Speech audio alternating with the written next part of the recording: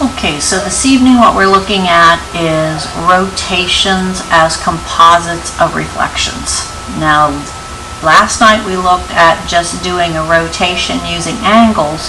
What we're going to look at it as today as taking two reflections and making into a rotation. Not just like, but similar to when we took two reflections and turned it into a translation. The difference being is this time, instead of it being a composite over parallel lines, we're going to do reflections over intersecting lines. So let's say that if I had a triangle and I wanted to reflect it over intersecting lines, it would make it look like a rotation. So in other words, this triangle that I have right here, if I reflected it over this line, it would go up here. And then if I reflected it over this line, it would be here, and then it would appear as though it's a rotation. So I'll show you a couple examples of what the rotations look like. So a rotation is putting together two reflections over intersecting lines. So let's take a look at this one. Here we have a triangle, and I have two lines here. And what we want to do is we want to reflect this triangle first over line K, because if you look at what it says here, remember we start with a triangle and we work our way backwards. So we take triangle ABC. First we're going to reflect it over line K, and then we'll reflect it over line U. Now if these two were switched, that would mean I'd reflect over U first, but since I'm reading from this side, I reflect over K first. So the first thing I'd do is I would take this triangle and I would reflect it over this line K. And in class what we'll do is we'll use the mirrors to do our reflecting. I won't be asking you to reflect it by hand. We'll be using the mirrors and we'll be able to reflect it. So if you look right here, you'll see in this drawing where they took triangle ABC and they've reflected it over this line K, and now we have triangle ABC here. Notice how when we did one reflection, the orientation and all changes. Now whenever we reflect it again, it comes down here. So this is a rotation that's reflected over two intersecting lines, not parallel lines. Okay, so here we have that reflection completed. So basically we reflect over this line and then we reflect over this line. Okay, so here's another example that we might use. Right here they've already done the reflection for us. This was the pre-image that they had. They reflected it over this line right here. Doesn't look like they gave it a name, but they reflected it over that line. We'll call it line, we call it DM.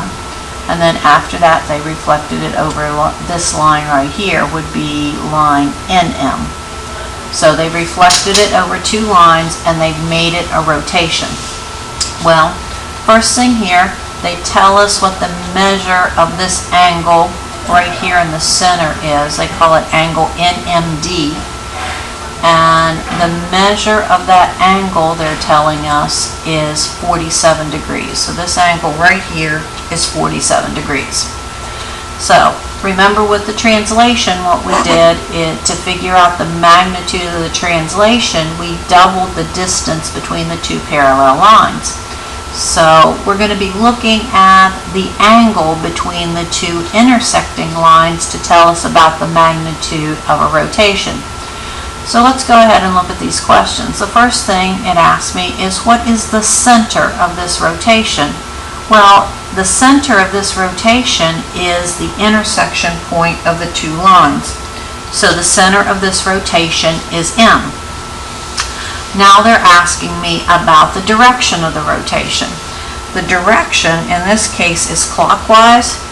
And if you remember what I told you, whenever it's clockwise, that is the negative direction. Whenever we're doing the rotation that's clockwise, we make it negative for some reason.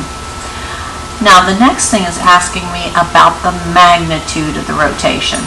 And there's this lovely little theorem called the two-reflection theorem for rotations and the two-reflection theorem for rotations. And if you want to look at it, you'll find it on page 212 of your textbook, and you can look at it in your textbook to see what the two-reflection theorem for rotations is. But what it tells us that the magnitude of the rotation is double the acute angle made whenever the two lines intersect. So in other words, I've got these two lines intersecting right here. I've got this line and I've got this line. Notice whenever they intersect, they make an acute angle and they make an obtuse angle.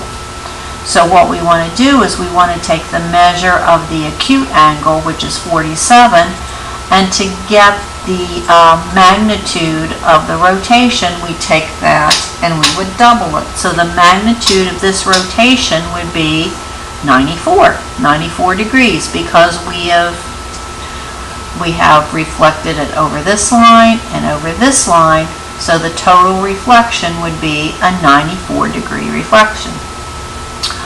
The next question is, what is the magnitude of rotation that would take my, what I would think of as my image, and map it back onto my pre-image? And by the way, this should be a rotation of negative 94 degrees right there instead of a rotation of plane 94 degrees, because if I go here, this rotation is going in the positive direction, so that would be my positive rotation. So this is a positive rotation if it's going from here to here. This is a negative rotation if I'm starting here and going over here. The next thing they asked us to do is find the measure of CM, C prime. Well, we don't really have to do anything to find the measure because we know the magnitude of the rotation. Okay, so we already know what the degree measure is. We already know what the measure is. So we know that if we are going to join, and let's go ahead and join it up so we can see it. So we're taking C. Oops, that's not a line. We're taking C, we're going to take it to M, and then we're going to go from M out to this C. So if we do that, we can see pretty well the angle right there, and that angle is going to be the same as the magnitude. That is still going to be a 94-degree angle. So now what they try to do here is they try to tell us that they ask if the measure of angle ABC is 110 degrees. What's the measure of A double prime, B double prime, C double prime? Well, in any transformation, the angle measures will always remain the same. So it doesn't matter what transformation you do, whether you do a rotation, a translation, a size transformation, or what's the other one? Rotation, translation, reflection. The angle measure will never change. The angles stay the same. The length of a line never changes except in a size rotation. And the orientation doesn't change in a rotation. Notice how A is here and A is here. So there's some things that don't change and there's some things that do change. And that's one thing that we'll be talking about on Monday. Whenever we do these, what things change and what things don't. So now what I would like for you to do is go to your book. I ask you to do questions 2 through 6 in your book. You should be able to do those with the information that you have had so far.